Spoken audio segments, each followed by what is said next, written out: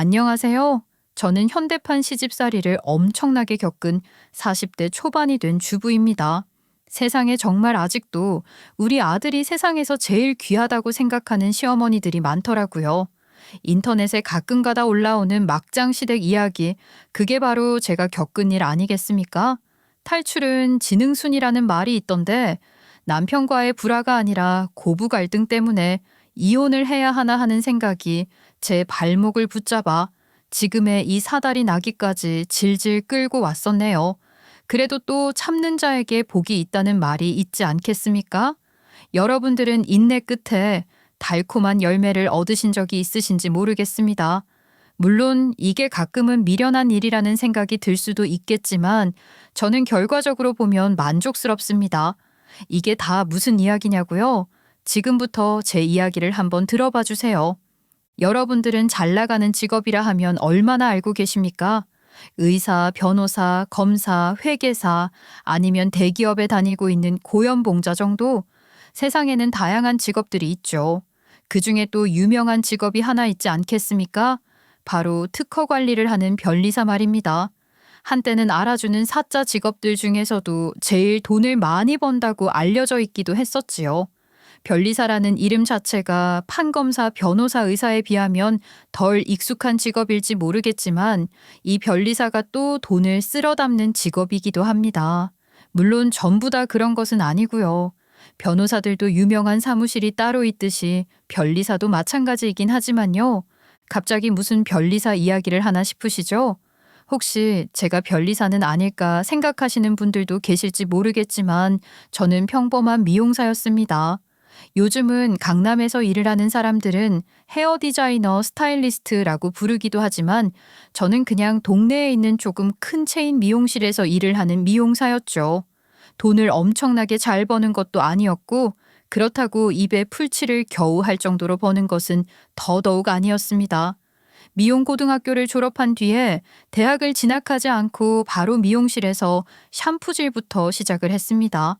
그게 요즘은 잘 모르겠지만 제가 미용을 할 당시만 해도 정해진 루트 같은 것이나 다름없었어요. 그때는 또 미용을 하는 학생들에 대한 안 좋은 인식도 있었죠. 공부 못하는 날라리들이 다니는 학교가 미용고다 이런 인식이요. 그런데 저는 그런 날라리와는 거리가 좀 있는 편이었어요. 정말 순수하게 미용이 하고 싶어서 미용고등학교에 진학을 했었던 것이었죠.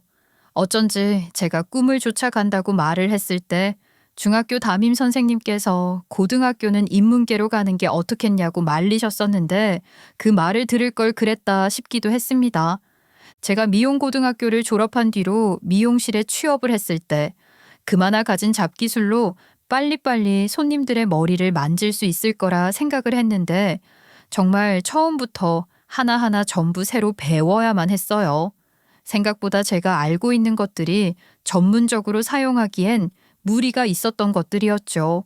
그렇게 저는 개고생을 해가면서 28살까지 8년이라는 시간 동안 기술을 배웠고 그 어떤 사람보다 노력이라는 걸 했습니다. 노력은 결코 배신하지 않는다는 말처럼 저는 결국 손님들의 머리를 만질 수 있는 디자이너가 되었습니다. 하지만 누구나 일상에 적응을 하는 법 아니겠어요? 첫 커트의 설레임은 온데간데 다 까먹어버리고 퇴근 시간만 손꼽아 기다리는 직장인의 마음을 가지게 되었죠. 그날은 마감 시간을 50분 남겨둔 날이었어요. 마지막 타임 예약 손님이 갑작스럽게 예약을 취소하시는 바람에 직원들 몇 명이서 남아 마무리를 하고 있었는데 웬 남자 손님이 헐레벌떡 들어오셨죠. 머리가 꽤 덥수룩하게 길어있는 게 꼭 삽살개 같은 모습이었습니다. 혹시 지금 바로 커트 될까요? 아직 영업 마감 시간이 아니던데. 당연하죠. 커트만 하실 거죠? 그럼 바로 해드릴게요. 윤 선생님, 여기 와서 커트 좀 해줘. 미용실 원장은 외투까지 다 입고선 저에게 손님을 넘겨놓고 퇴근을 하시더라고요. 그래, 가게 주인이 시키는 대로 해야지. 월급 주는 사람인데 하면서 뒤늦게 온 남자 손님의 머리를 자르기 시작했습니다. 솔직히 말을 하면 이 손님만 아니면 30분은 일찍 퇴근하는 건데 싶었죠. 그래도 손님을 받았으니 열심히 잘라야 한다는 생각에 말 한마디 걸지 않고 머리 자르기에만 집중을 했는데 손님은 오히려 그게 마음에 들었나 봐요. 그 뒤로 한 달에 한 번씩 저희 미용실을 찾아오시곤 했는데 꼭 저를 지목해서 머리를 자르시더라고요. 한 달에 한 번 셋째 주 수요일 저녁 7시 30분에 방문을 하시는 손님이라 기억에 오래오래 남았죠. 처음에는 몇 달을 머리 정리를 안 하신 건지 삽살개 같았는데 그래도 한 달에 한 번씩 머리를 정리하니까 사람 같아 보이긴 하더라고요. 한 달에 한 번씩 찾아와서 저에게 머리를 하는 그 손님에게 익숙해질 무렵 그 손님이 저에게 아주 용기를 내어서 데이트 신청을 하더라고요. 혹시 괜찮으시다면 저랑 밖에서 식사 한번 하실래요?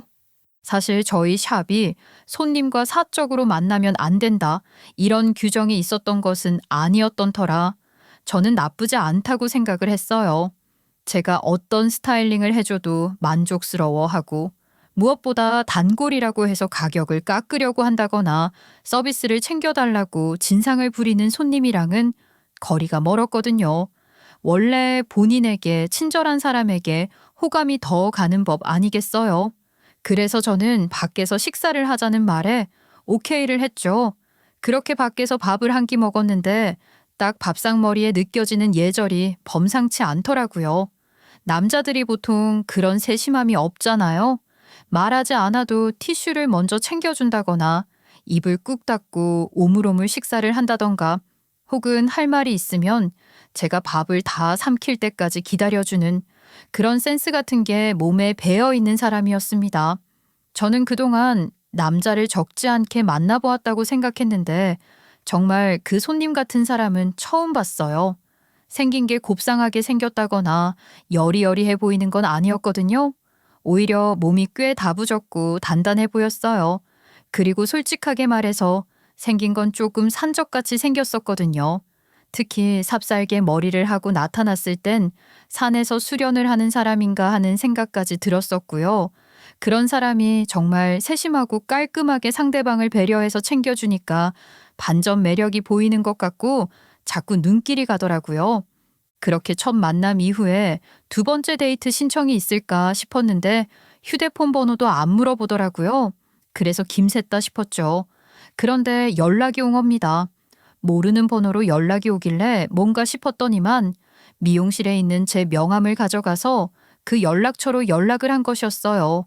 처음에 그냥 안녕하세요라고만 오길래 스팸 문자인가 했었는데 알고 보니 그 손님분이셨죠. 저희는 그렇게 연락을 하게 되었고 생각보다 진중하게 만남을 생각하고 있는 모습에 끌려서 연애까지 하게 되었습니다. 그렇게 저희가 연애 3년을 마치고 결혼식을 올리기로 결심을 했을 때 주변에서는 꽤 반응이 다양했어요. 제 친구들은 변리사인 남편을 보고 봉잡았다고 이야기를 했지만 남편 측에서는 좋지 못한 이야기들이 많이 나온 것 같더라고요. 미용하는 애랑 결혼을 왜 하냐?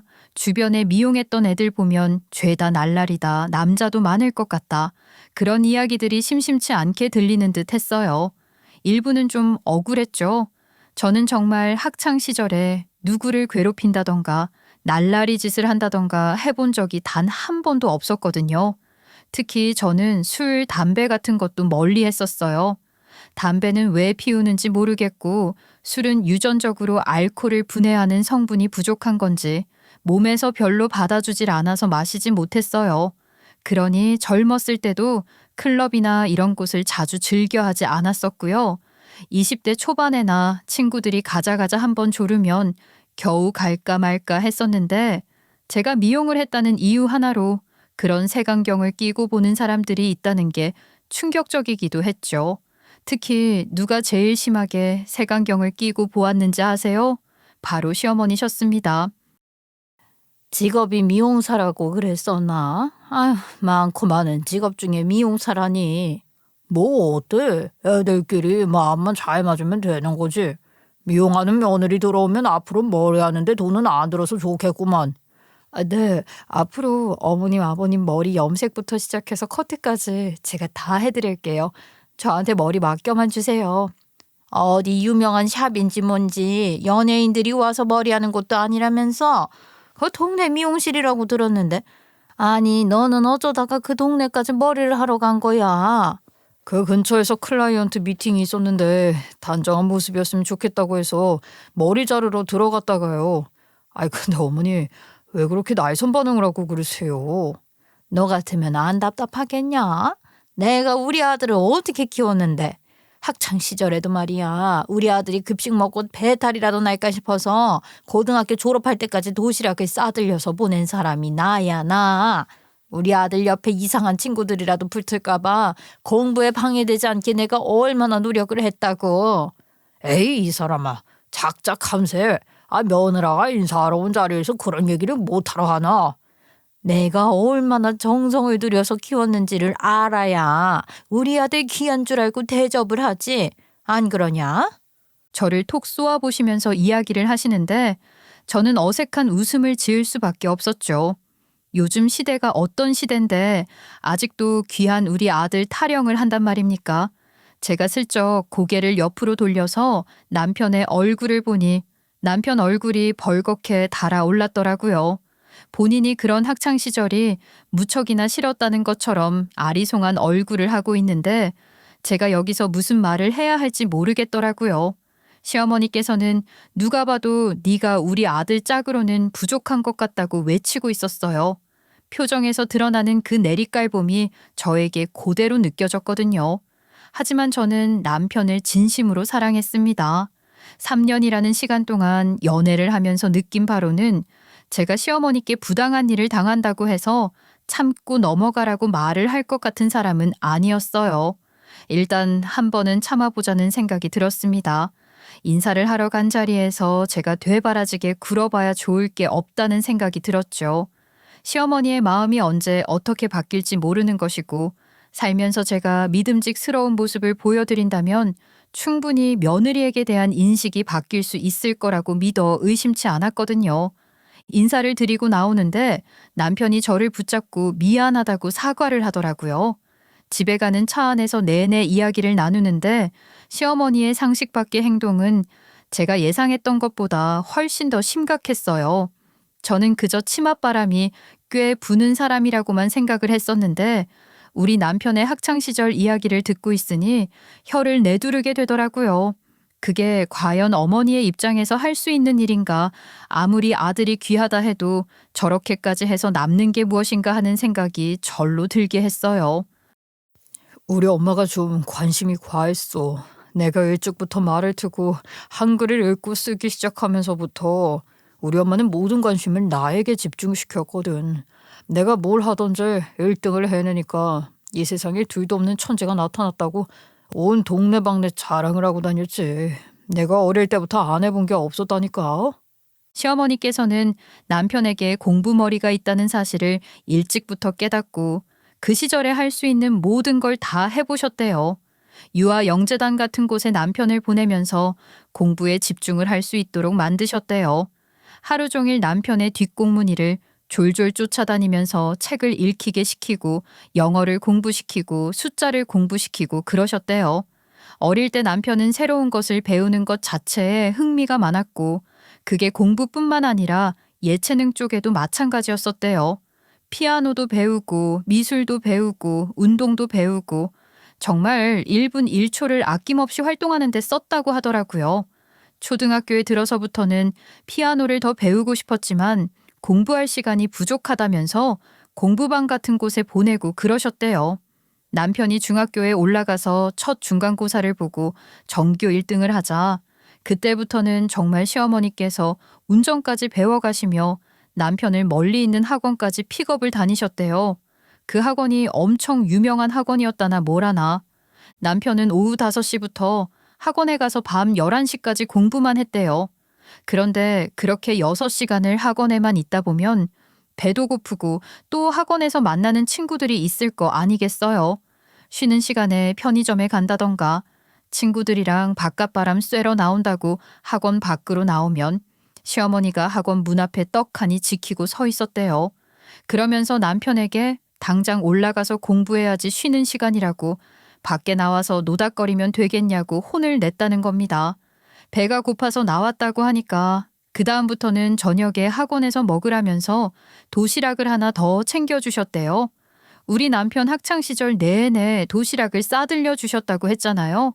학교에서도 혼자 튀게 도시락을 먹는다고 눈총을 그렇게 받았다고 하던데 학원까지 가서 도시락을 꺼내 먹으면 얼마나 친구들 사이에서 말이 나오겠어요. 남편이 싫다고 친구들이랑 편의점에 가서 삼각김밥이나 컵라면을 하나 사 먹겠다고 말을 해도 그런 건 몸에 나쁘다고 안 된다고 했다는 겁니다. 당신 정말 힘들었겠다.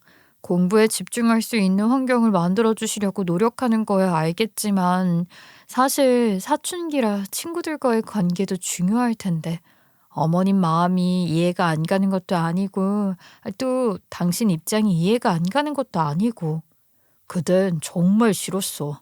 다른 친구들은 집에도 알아서 가는데 물론 난 학원이 집이랑 많이 멀어서 어쩔 수 없었다곤 하지만 친구들이 버스도 탈 줄 모르는 건 아니냐고 늘 놀렸거든. 그뿐만 아니라 학부모 상담이 있거나 공개 수업이 학교에서 이루어지는 날이면 꼭 교실에 남편을 찾아와서는 어떤 친구들이랑 어울리는지 하나씩 살펴보고 가셨다는 겁니다. 그러면서 친구들 면전에 대놓고 너는 합격, 너는 불합격 했다는데 그게 어른으로서 할 짓입니까? 남편에게도 누구는 집안 형편이 어려우니 친하게 지내지 말아라. 누구는 성적이 영 별로던데 친하게 지내지 말아라 그러면서 간섭을 엄청나게 하셨대요. 남편에게는 그저 늘 즐거움을 주는 친구일 뿐인데 성적이 어떻고 집안 환경이 어떻겠냐며 시어머니의 말을 무시했었대요. 그러자 고등학교 1학년 2학기에 갑자기 전학을 가라고 했다는 겁니다. 전학? 아니, 그게 무슨 소리야? 자기 학원 있는 근처로 이사라도 가게 된 거야? 아니, 내가 공부 못하는 친구랑 어울려서 1학기 성적이 떨어진 것 같다고 전학을 보내버린 거야. 엄마가 전학까지 보내버리는 걸 보고 나서야 내가 말을 잘 듣지 않으면 평생 이렇게 끌려다니겠구나 싶더라고. 그때부터 남편은 포기를 하게 되었대요. 시어머니께서 원하시는 대학에만 붙게 되면 이런 간섭도 사라지겠지 싶어서 무조건 대학에 간 뒤에 생각하자 했는데 대학에 가고 나서 사라질 줄 알았던 집착이 사라지지 않았답니다. 이유요? 학점 잘 받아서 무조건 사자 직업을 가져야 한다고요. 남편은 대학을 다니던 와중에도 시어머니의 치맛바람에 연애 한번 제대로 못했다고 하더라고요. 변리사 시험을 볼 땐 더 했고요. 독서실도 카드 인증을 하고 출입 기록이 시어머니 휴대폰으로 날아가게 했다고 하더라고요. 그런 이야기를 쭉 들으면서 집에 도착을 했는데 이게 정말 괜찮은 건가 싶은 생각이 들었어요. 아무리 그래도 결혼을 하면 시어머니랑 좋든 싫든 부딪혀야 하는데 제가 과연 이 과정들을 버텨낼 수 있을까 싶은 생각이 들었어요. 제 얼굴에 고민이 드리우니 남편은 걱정이 되었나 보더라고요. 그래도 내가 잘 버텨볼게. 내가 변리사가 되고 독립을 한 이후부터는 그런 관심은 더 이상 없으니까. 만약 우리 엄마가 당신을 괴롭힌다면 그땐 정말 가만히 있지 않을 거야. 자기를 딱 한 번만 믿어달라고 말을 하는데 그동안 보여주었던 모습이 결코 싫지 않았었기 때문에 저는 이 사람을 믿고 결혼을 하기로 결심을 했습니다. 그리고는 꽤 순조로웠어요. 시아버지께서도 시어머니께서 선을 넘으려고 하실 때마다 옆에서 제 편을 들어주셨고 남편은 시어머니께 몇 번이나 신신당부를 했었거든요. 저에게 상처를 주는 행동은 하지 않았으면 좋겠다고요. 양가 상견례가 있었을 때도 시어머니께서 무슨 말을 하려고 하면 남편과 시아버지께서 막아주셨고 덕분에 꽁한 얼굴로 아무 말도 하지 않고 앉아 계시는 유치한 모습을 보여주시긴 했지만 저희 부모님 앞에서 볼썽사나운 모습을 보여드리지 않아도 되었기에 다행이었죠. 그렇게 결혼식을 올린 뒤 저와 남편은 행복한 결혼 생활을 시작하게 되었습니다. 남편의 배려 덕분에 시어머니께서 저에게 따로 연락을 하시는 일이 거의 없었고 남편을 통해서만 말씀을 전하셨어요. 제가 일하는 곳에 불쑥 찾아오시는 일은 없었고요. 오히려 결혼을 하고 나니 마음이 편안하다는 생각을 하게 되었죠. 저는 임신 기간을 제외하고는 쭉 미용실에서 일을 했어요. 아이를 낳고 몸조리가 끝이 난 다음에는 신혼집 근처에 작은 샵을 오픈하기도 했고요. 물론 대출이 대부분이었지만 그래도 제 가게가 생겨서 무척이나 기뻤습니다. 거기다가 1인 샵임에도 불구하고 머리를 잘 한다고 소문이라도 난 건지 예약이 끊이질 않았어요. 결국 저는 저를 보조해줄 직원을 구하게 되었고 타 샵에서 3년 정도 일을 한 20대 후반의 남자분을 채용하게 되었습니다. 그렇게 정신없이 샵을 운영하면서 지내던 어느 날 시어머니께서 불쑥 연락이 오셨어요. 파마와 염색을 하고 싶다고 하셔서 가게의 빈타임에 예약을 잡아드렸습니다. 가게에 방문하신 시어머니께서는 남자 직원을 보고 깜짝 놀라시더라고요. 제가 1인 샵으로 운영을 하고 있는 줄 알았는데 직원이 있으니까 그만큼 장사가 잘 되나 싶은 눈치셨어요. 아무래도 직원을 채용해서 쓰게 되면 월급이 나가야 하기도 하고 하니까 매출이 어느 정도는 잡혀야 하는 법이잖아요. 제가 대출을 받아서 샵을 오픈한다고 했을 때 제일 펄쩍 뛰면서 반대를 하셨던 시어머니였기 때문에 제가 장사를 잘 하고 있다는 게 본인 입장에서는 그닥 마음에 드는 일은 아니었던 것 같아요. 아니, 언제 직원까지 채용을 했어? 가게 장사가 나름 잘 되나 보다. 나는 우리 아들 돈으로 가게 차려서 말아먹는 건 아닌가 하고 걱정이 많았는데 솔직히 말해서 우리 아들이 버는 돈이 네가 버는 돈보다 훨씬 많지 않겠니? 아이, 우리 아들 돈으로 호의호식 하는 줄 알았더니 1인분은 하는가 보다. 그럼요, 어머님. 동네에서 머리 잘 만드는 미용실이라고 소문나서 예약이 꽉꽉 차 있는걸요?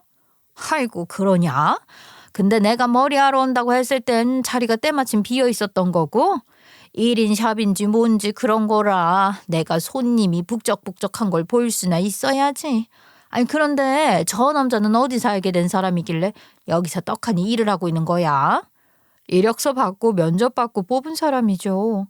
제 보조가 필요한 거라. 저 아는 사람들이랑은 같이 일하기 힘들어요. 다들 디자이너인데 제 보조하려고 하겠어요? 별 생각 없이 시어머니의 질문에 대답을 하고 있었는데 시어머니께서 의미심장한 얼굴을 하시더라고요. 뭐가 또 마음에 안 드는 부분이 있는 건가 싶었는데 또 그런 건 아니었는지 머리 염색, 파마까지 잘 하고 돌아가셨습니다.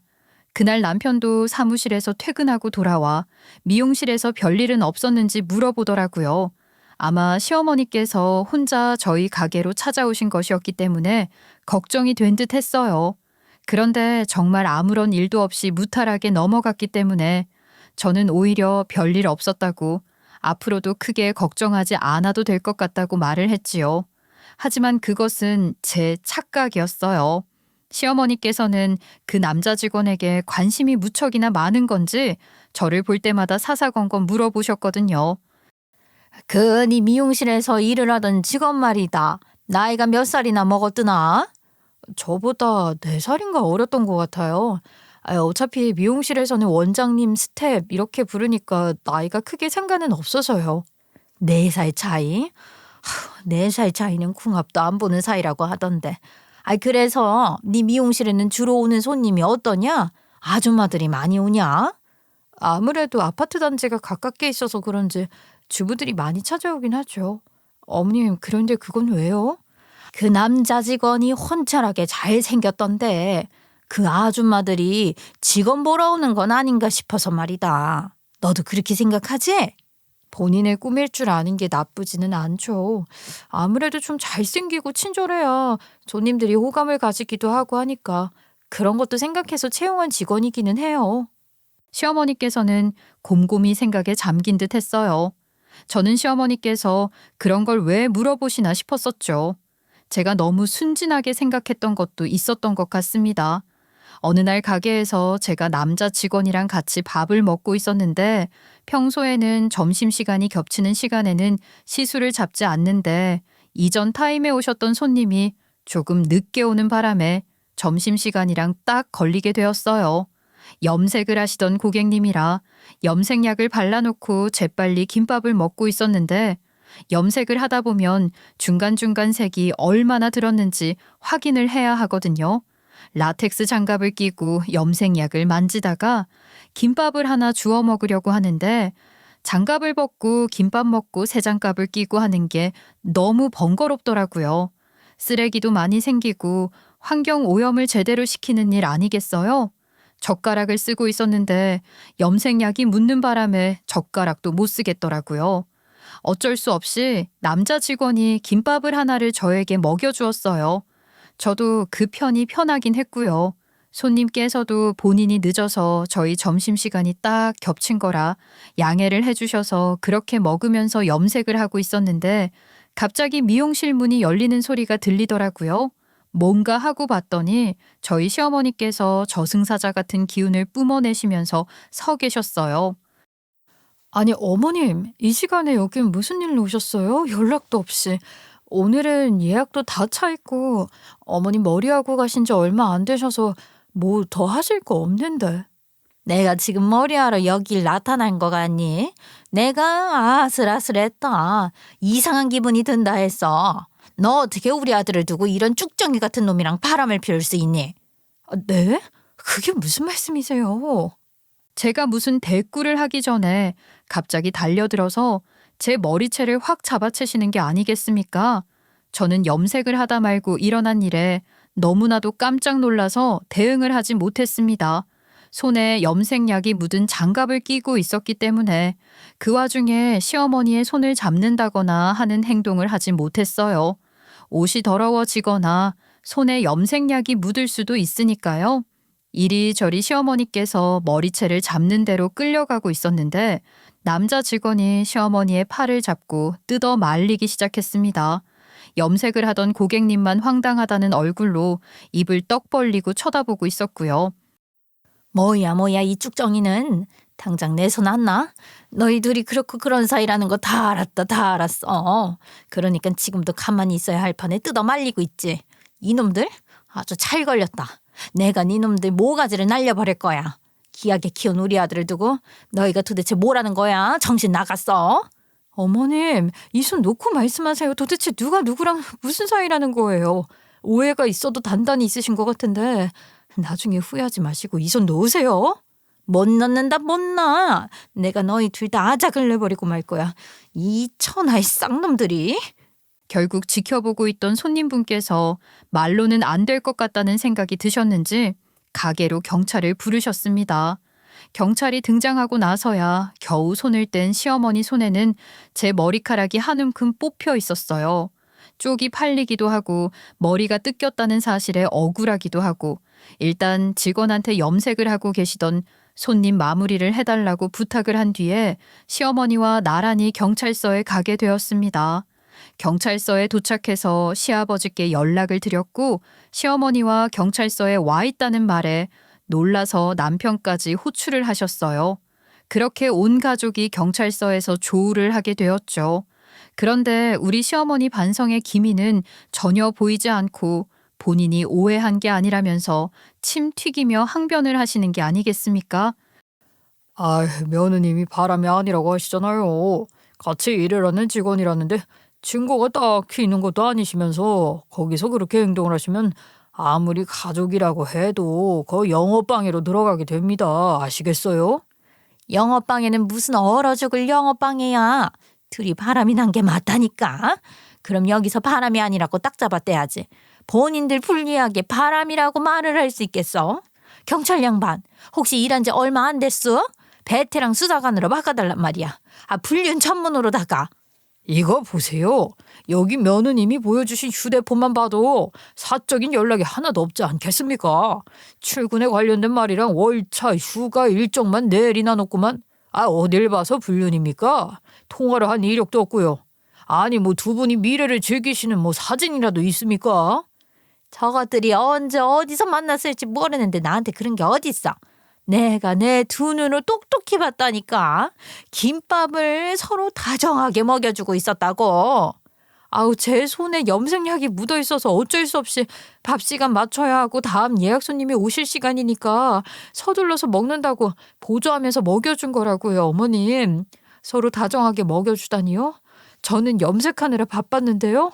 어머님도 다 보셨으면서 왜 자꾸 말을 바꾸시냐고요. 제가 억울해서 항변을 하자 시어머니께서는 저를 노려보기만 하셨어요. 정말 아들에 대한 집착이 대단하다는 걸 알고는 있었지만 이 정도는 정신병 수준이 아닌가 싶었습니다. 저뿐만이 아니라 사건의 전체 경위를 들은 남편과 시아버지께서도 아주 단단히 화가 나신 모양이었어요. 다른 곳도 아니고 며느리가 일을 하는 영업장에 가서 그런 짓을 했다는 것에 황당함을 금치 못하셨죠. 게다가 남편은 결혼을 하고 난 다음부터 점점 더 시어머니와 거리를 두려고 애를 쓰고 있던 상황이라 지금의 상황이 더 황당했던 것 같아요. 다른 것도 아니고 불륜을 오해하다니요. 남편과 제 사이가 나빴던 적도 없고 정말 쉬는 날 하루도 남편과 더 시간을 보내기 위해서 애를 썼는데 말이죠.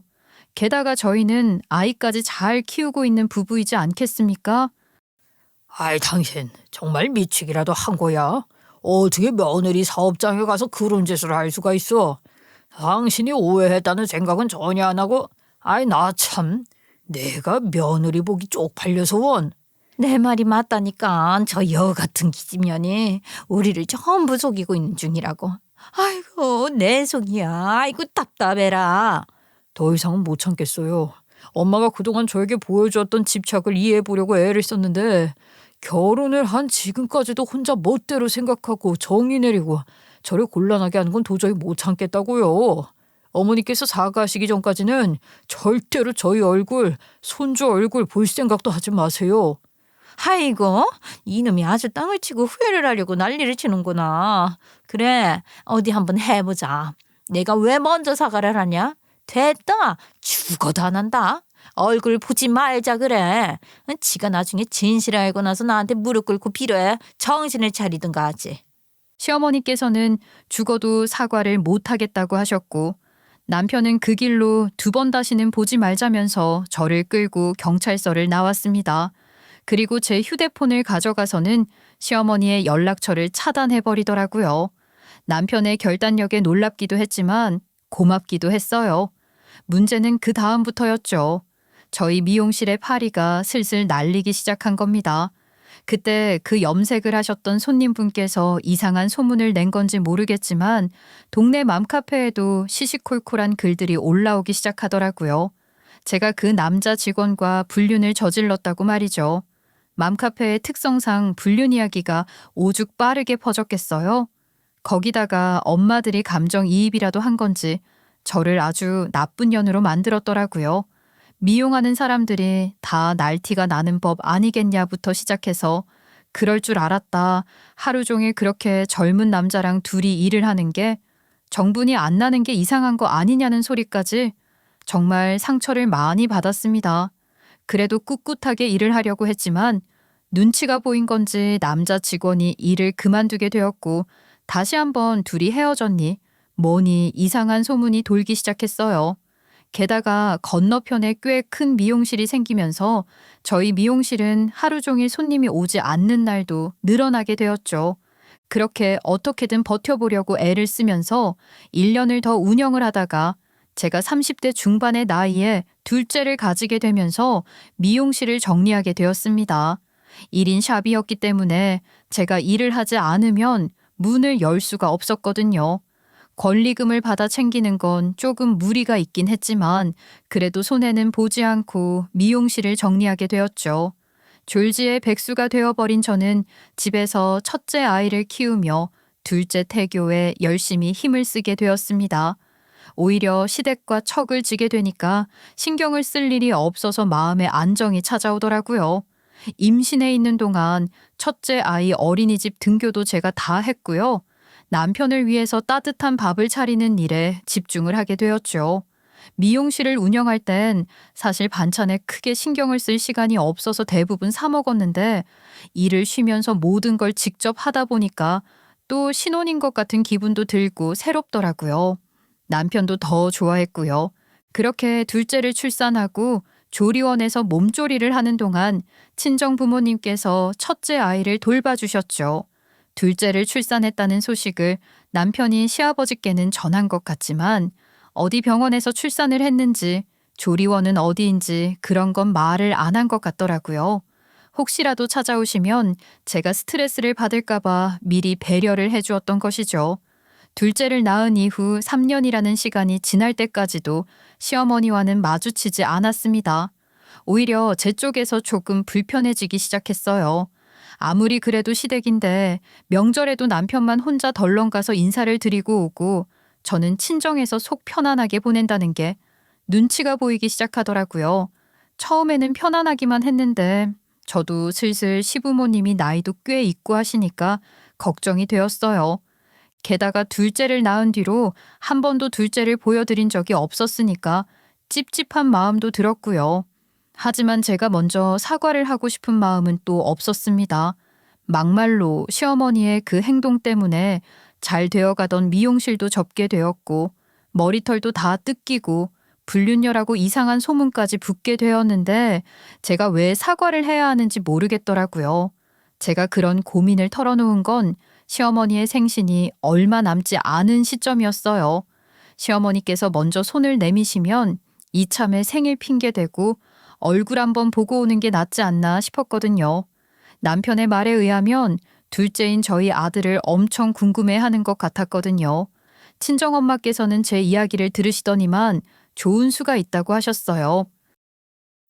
내가 선물을 하나 보내면 어떨까? 내가 먼저 생일 챙긴다 하고 선물을 보내면 뭐 선물 받고 느끼는 게 있지 않겠어? 그러면 우리 딸에게 먼저 미안하다고 사과의 뜻을 전할 수도 있겠지. 최서방도 처음에는 아예 얼굴도 안 비추다가 이제는 얼굴도 보고 그런다며. 시간이 해결을 해줄 일이라고 생각은 하지만 아직 서로 자존심만 부리는데 사돈인 내가 먼저 손을 내밀면 진정한 어른이라면 며느리에게 먼저 연락이라도 하겠지. 안 그래? 나름 좋은 방법이라고 생각을 했어요. 친정엄마께 너무 비싸고 좋은 것 말고 적당한 선물을 좀 보내달라고 부탁을 드렸더니 안 그래도 생각해놓고 있었던 게 있다고 하시면서 걱정 말라고 하시더라고요. 친정엄마도 다 계획이 있으셨구나 하는 생각을 했죠. 그렇게 시어머니의 생신이 얼마 남지 않은 시점에 친정엄마가 생신 선물을 보냈습니다. 그리고 남편이 시아버지와 시어머니께 먼저 언지를 했더라고요. 저희 엄마가 선물을 보냈다고요. 시아버지께서도 둘째 손자를 보고 싶은 마음이 굴뚝 같았던 터라 남편을 통해 저에게 시어머니 생일날 집에서 조촐하게 식사라도 하면서 파티를 열면 어떠겠냐고 전달을 하셨고요. 시어머니께서 먼저 미안하다는 연락을 하진 않으셨지만 그래도 친정엄마의 선물을 받아보시고 그 성의를 무시하진 않으시겠지 싶어서 차라리 얼굴을 보고 사과를 받자 싶었습니다. 저도 잘못한 건 없지만 시어머니의 기분을 상하게 한 것이 있으면 사과를 할 생각이었고요. 선물을 직접 드릴 수가 없으니 친정엄마께서 택배로 보냈다고 하시더라고요. 시어머니의 생일 4일 전에 보냈으니 택배가 생신 전에는 도착하겠다 싶었어요. 요즘은 2일에서 3일이면 택배가 도착하지 않겠습니까? 그렇게 시어머니 생신날 잔뜩 긴장한 상태로 시댁을 방문하게 되었습니다. 첫째 아이와 둘째 아이 모두를 데리고요. 긴장을 안 하려고 했지만 그게 마음처럼 잘 되지는 않더라고요. 몇 년 만에 만나기도 하는 거고 마지막 만남이 경찰서였으니 그럴 수밖에요. 거기다가 친정엄마 무엇을 보냈는지는 모르겠지만 분명히 성심성의껏 고른 선물을 보내셨을 텐데 아무런 소식이 없다는 게 좀 이상하기도 했어요. 아무튼 시댁에 딱 올라가려고 하는데 아파트 입구에서 남편을 알아본 같은 동에 사시는 아주머니가 저희를 딱 붙잡는 겁니다. 아이고 603호 아들 맞지? 아이고 결혼하고 나서 얼마 만에 보는 건지 모르겠네. 어이구 자식들이야. 지 아빠 닮아서 똑똑하면 좋겠네. 그지? 안녕하세요. 진짜 오랜만에 뵙네요.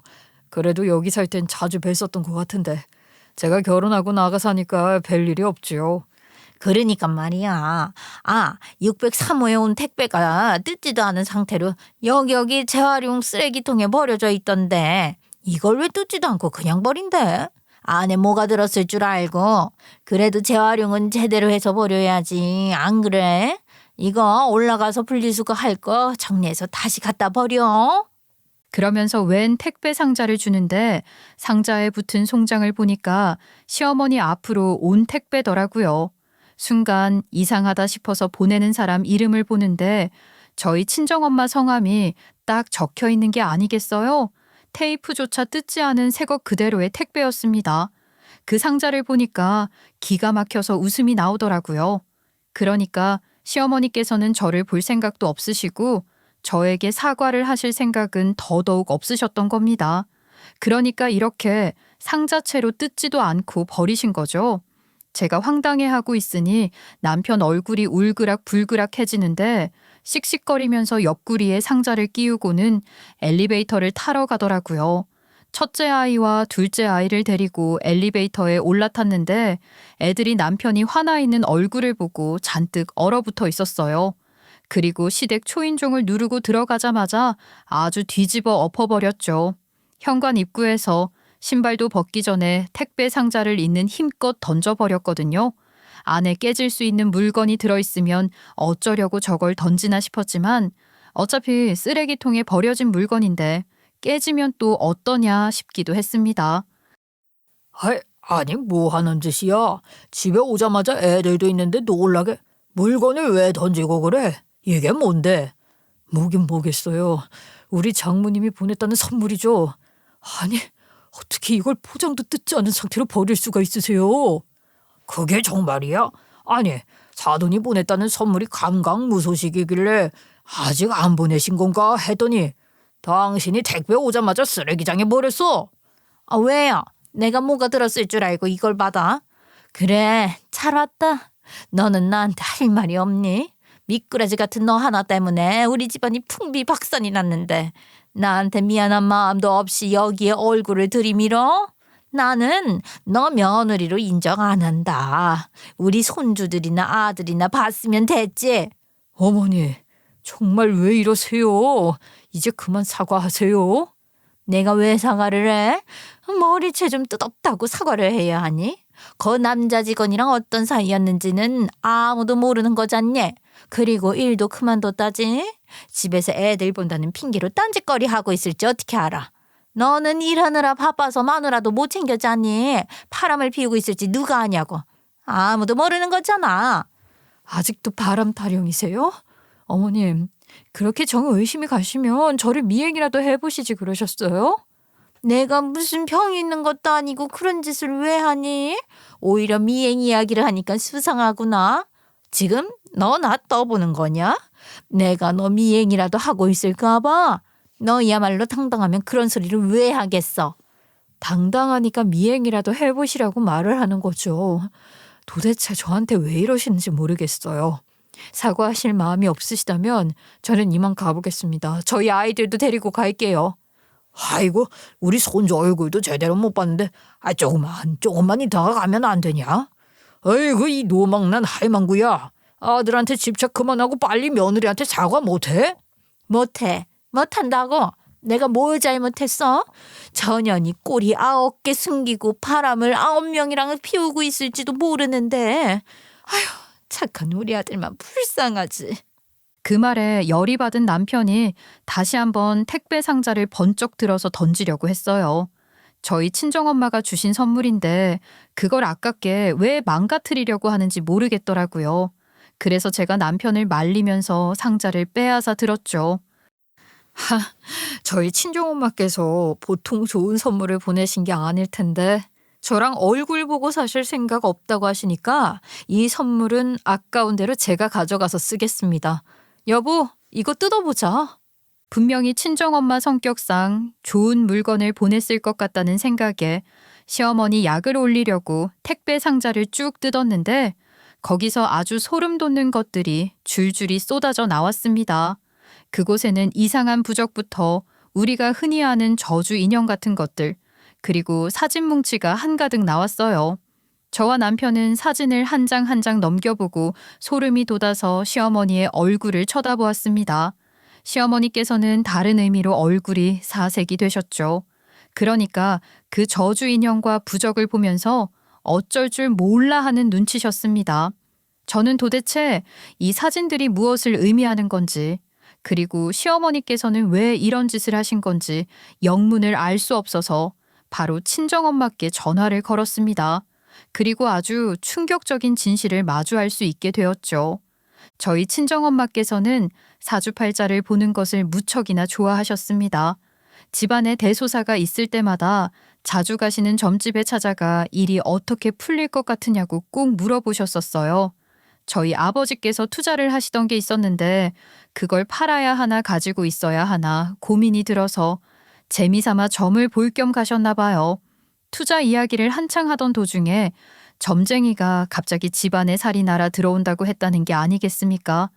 누군지 모르겠지만 살을 날리고 있다고 집안에 일이 생길 수도 있으니 조심해야 한다고 했다는 겁니다. 그 살이 누구를 향하고 있느냐 물어보니 무당이 한참을 고민하다가 저에게 강력한 아주 잡스러운 살을 날리고 있다고 말을 하더랍니다. 친정엄마께서는 깜짝 놀라셨대요. 다른 것도 아니고 딸한테 살이 날아 들어온다고 하니까 당연히 걱정이 되셨겠죠. 안 그래도 다사다난하게 자잘한 일들이 생기면서 제가 마음고생을 좀 했었잖아요. 그런 와중에 살까지 날아온다고 하니까 이게 무슨 일인가 싶었던 거죠. 그래서 저희 친정엄마 이런 일을 누가 벌이고 있는지 찾아보자 싶으셨답니다. 그런데 누가 뭔 짓을 어떻게 하고 있는지도 모르는데 어떻게 범인을 찾을 수 있었겠어요? 실마리가 잡히는 건 전혀 없고 살이라는 게 아무리 잡다하게 날린다고 해도 어떻게 불운을 몰고 올지 모르는 건데 그 고민을 이모에게 했더니만 이모가 저에게 날리는 살이니 범인이 제 주변에 있지 않겠냐고 했다는 겁니다. 순간 저희 시어머니의 얼굴이 번뜩 떠오르더래요. 제가 척을 지고 살 사람이 시어머니 말고는 없었으니까요. 혹시나 하는 마음에 시어머니를 미행하기 시작했는데 저희 친정엄마가 무슨 전문가도 아니고 미행이라는 게 그렇게 쉬운 일이었겠습니까? 그러던 도중 시어머니께서 웬 동네 보살집에 들어가는 것을 보고 살을 날리는 사람이 시어머니라는 것을 확신하게 되신 겁니다. 그런데 증거도 없이 찾아갈 수도 없는 노릇이니 또 이모한테 조언을 구한 거죠. 이모가 자기가 아는 사람이 탐정일을 하는데 한번 고용해 보는 게 어떻겠냐고 말을 했다는 겁니다. 탐정이라는 두 글자에 신뢰를 팍팍 얻은 우리 친정엄마 바로 탐정 사무실에 장기 의뢰를 한 거죠. 증거를 톡톡히 모아달라고 말입니다. 그렇게 탐정이 4개월 동안 쫓아다니면서 시어머니의 사진을 찍어서 친정엄마께 드린 거죠. 정말로 저를 향해서 살을 날리고 있었던 건지 저주 인형 같은 것에 제 이름이 적힌 종이와 부적을 달고 저희 아파트 화단에 묻어놓지를 않나, 몰래 제가 타고 다니는 차 밑에다가 부적을 붙여놓지를 않나, 그걸 탐정이 뒤에서 미행을 하면서 지켜보고 있었던 거죠. 증거로 사진을 남기고 혹시라도 정말 부정적인 일을 겪게 될까봐 파묻은 저주 인형을 다시 꺼내오고 차 밑에 붙인 부적을 뜯어서 친정엄마께 가져다 주신 겁니다. 친정엄마는 부글부글 거리는 속을 애써 삼키며 이걸 어떻게 뒤집어 엎으면 좋을까 하고 고민을 하고 있었던 거고요. 그런데 때마침 시어머니의 생일이 다가오게 되었고 제가 은근히 불편함을 감추지 못하자 친정엄마께서는 단단히 경고도 할 겸 또 우리 딸 건드리면 큰 코 다친다고 다 알고 있다고 선포도 할 겸 생일 선물을 본인이 보내시겠다고 한 겁니다. 물론 그 선물 상자 안에는 그동안 모아왔던 시어머니의 만행이 들어있는 사진들을 포함한 기물들을 넣어서 말이죠. 저에게 미리 말을 했다가 또 영영 돌이킬 수 없는 일이 벌어질 수 있으니까 친정엄마께서 경고를 하면서 조용히 처리를 하려고 하셨던 겁니다. 그렇게 해야 저에게 먼저 사과를 할 것 같기도 하셨겠죠. 세상에 그런 일을 했다는 걸 다른 사람이 알고 있다고 하는데 오금이 저려서라도 먼저 사과를 하는 게 상식적인 행동이지 않겠어요. 저는 그런 짓을 하고도 뻔뻔하게 자기는 아무것도 하지 않은 척 사과를 할 필요도 없다고 말을 하는 시어머니의 철면피에 놀라고 말았죠. 친정엄마와의 통화가 끝이 나자 가족들은 전부 경악을 하고 말았습니다. 정말 어머니께서 이런 짓을 하셨다고요? 우리 와이프한테 저주를 날리고 부적까지 붙이고. 정말로요? 아이가 둘이나 있는 엄마인데 그런 짓을 하셨다고요? 아유, 음침하게 미행을 해? 아니 어떻게 이런 짓을 하고 뻔뻔하게 생일 선물이랍시고. 나 참 기가 막혀서. 당신 정말 미친 거 아니야? 제정신인 사람이 이런 짓을 할 수가 있어? 내가 사돈 보기 부끄럽고 며느리 볼 면목이 없다. 정말로 며느리가 무슨 일이라도 당했으면 좋겠다는 생각이 이런 짓을 했다고? 당신이 사람이야? 우리 며느리한테? 우리 가족인데. 누가 가족이야? 고작 머리나 만질 줄 아는 주제에. 지금은 아무것도 안 하고 놀고 먹는 백수 주제에. 우리 아들은 능력이 출중해서 더 좋은 직업을 가진 여자를 만날 수 있었다고. 그런데 전현이 중간에 가르치는 바람에 우리 아들이 집안 좋은 여자도 못 만나잖아. 급이 다르다고, 급이. 전현만 사라지면 우리 아들 훨씬 능력 발휘할 수 있는 단단한 처가 만날 수 있다고. 미쳤어. 미쳤다고. 당신은 미쳤어. 우리 아들 어릴 때부터 그렇게 못 살게 굴더니 끝까지 이런 짓을 하고도 당당하게 굴어. 당신은 정신이 어떻게 된 게 틀림없어. 이 사회에 당신 같은 사람이 멀쩡하게 돌아다닌 거부터가 문제야. 이 사진들을 봐. 며느리한테 못된 짓만 하는 게 아니라 음침하게 따라다니면서 미행까지 했잖아. 정말 음침한 게 누군데 뻔뻔하게 누구더러 음침하다는 거야. 시아버지께서 전곡을 찌르면서 이야기를 하자 시어머니께서는 입을 꾹 다무셨어요. 저는 충격과 공포로 인해서 정말 무슨 말을 해야 할지 다 잊어버린 사람처럼 우뚝 서 있었죠. 시아버지께서는 저에게 진심으로 사과를 하셨지만 끝까지 시어머니께서는 저에게 사과를 하지 않으셨습니다. 저는 부들부들 떨면서 제가 하고 싶은 마지막 이야기를 쏟아냈어요. 시간이 지나면 저를 이해해 주시겠지 싶었습니다. 예쁨 받는 며느리는 못 되어도 적어도 가족으로 인정받을 수 있겠구나 싶었어요. 이랑 저 정말 조건 하나 따지지 않고 서로 사랑하는 마음만 가지고 살았고 예쁜 아이 둘까지 낳아서 잘 키우고 있었으니까요. 어머님께서도 언젠가는 진심으로 돌아봐 주시겠지 싶었습니다. 그런데 이건 아닌 것 같아요. 어머님은 이 일에 대한 집착이 너무 커요. 이건 병이라고 생각합니다. 뭐라고? 너 지금 시애미한테 미쳤다고 하는 거야? 뭐 정신병에 걸렸다고? 네, 이거 정신병 맞아요. 어떻게 손주를 둘이나 낳은 며느리에게 일이라도 생겼으면 하는 마음으로 살을 날릴 수가 있어요? 정말 해도 너무하신 것 같습니다. 저희 친정엄마께서도 얼마나 속이 탔을지 이 사실을 알고도 기회를 주시겠다고 경고를 먼저 하신 건데 그것까지도 싸그리 무시를 하신 거잖아요. 더 이상은 기회를 드릴 수 없을 것 같습니다. 앞으로는 무슨 일이 있어도 안 찾아뵐 거예요. 장례식에도 가지 않겠습니다. 아이고, 나도 네가 내 장례식에 오는 거 안 반갑다. 새 며느리가 올 거니까. 왜 정신을 못 차리고 새며느리 타령을 하시는데요? 제가 언제까지 엄마의 인형처럼 살 거라고 생각을 하셨어요. 더 이상은 그렇게 못 삽니다. 어릴 때야 부모님 말이 법인 줄 알았지 자식까지 낳고 이렇게 살다 보니까 엄마 마음 더 이해가 안 가요. 내 자식 귀에서 어떻게든 하고 싶다는 거 다 시키고 싶은데 엄마는 엄마 만족으로 저를 구워 삶았잖아요. 그거 병 맞아요. 집착이고 광기라고요. 엄마 정신병원 가서 입원이라도 해야 해. 남편은 이를 꽉 깨물고 말을 했고 남편이 정신병원 이야기를 꺼내자 시어머니는 그제서야 얼굴이 창백하게 변했습니다. 시아버지께서도 더 이상은 참을 수 없다는 식으로 말을 하셨어요. 그렇게 두 번 다시는 시댁 근처에는 발길도 하지 않겠다고 선언을 하고 남편도 아이들을 끌고 저에게 집에 가자고 말을 했습니다. 그렇게 집으로 돌아오고 나서 며칠이 흘렀습니다. 이혼을 절절하게 고민하게 만든 사건이었지만 남편과 아이들을 생각하니 이혼이라는 말이 입 밖으로 나오지 않더라고요. 게다가 저희 가족만 봐서는 아무런 문제가 없었으니까요.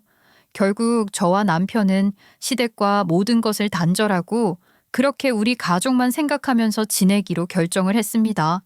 제가 선언을 했던 것처럼 시어머니의 장례식조차 참석하지 않겠다고 말이죠. 그런데 의외의 일이 일어나게 되었습니다. 시아버지께서 남편에게 연락을 해서는 동의서 하나를 작성해달라고 했다고 하더라고요. 그게 무엇이었냐 하면 시어머니를 정신병동에 입원을 시키는 동의서였어요. 시아버지께서도 말년에 손주들 얼굴 한번 못 보고 정신병에 걸린 것 같은 시어머니와 살고 싶지 않았던 것이겠죠. 이혼은 죽어도 못하겠다고 버티면서 시아버지께 집착을 하는 시어머니를 보면서 더 이상은 못 견디겠다 싶었는지 시어머니를 정신병동에 입원을 시키기로 마음을 먹으신 겁니다. 실제로 마음에 병이 있었던 것인지 끝까지 진료를 거부하던 시어머니께서 드러나는 모습 때문에 병원에서도 입원을 권유했다고 하더라고요. 그렇게 남편은 묵묵하게 동의서를 작성하게 되었고 시어머니께서는 가족 2명 이상의 동의로 인해 입원을 하게 되었습니다. 그 뒤로 시아버지께서는 한동안 연락이 없으셨어요. 본인도 무슨 실수를 할지 모른다면서 혼자 시간을 보내며 마음을 정리하겠다고 하셨거든요.